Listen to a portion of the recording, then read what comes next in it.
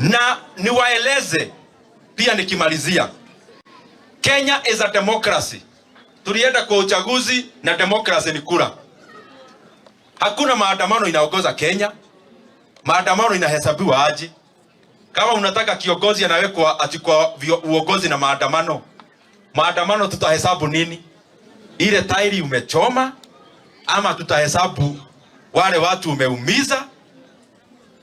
It is total nonsense.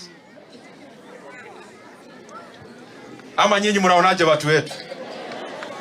Mnataka hii maandamano tufurushe kabisa? Tuwafukuza waende? Ama nyinyi mnataka maandamano? Mnataka William Ruto ama maandamano? Nyinyi ni watu ni wa William Ruto? Na mna support William Ruto? Watu ya Mount Kenya tuko nyuma ya nani? Wacha nione kwa mkono wale tuna support William Ruto. Kwa hivyo nikienda nimwambia akae gagari. Nimwambia akae kama mwanaume wa Mursik. Kabisa.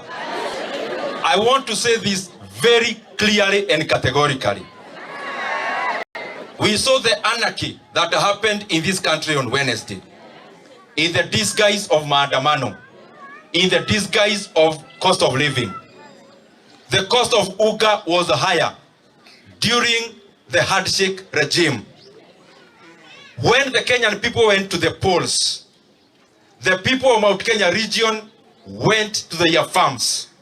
We now have maize in our farms. We now have beans in our farms. Sisi hapa tuko na chakula.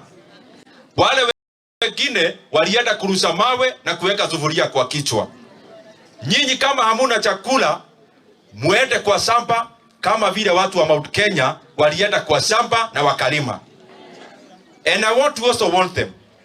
This maandamano they are purporting is about the cost of living. There is no way kuweka sufuria kwa kichwa will lower any cost of anything. The cost of living was also higher during the handshake regime. This maandamano for the Kenyan people to know, and I want to explain very clearly.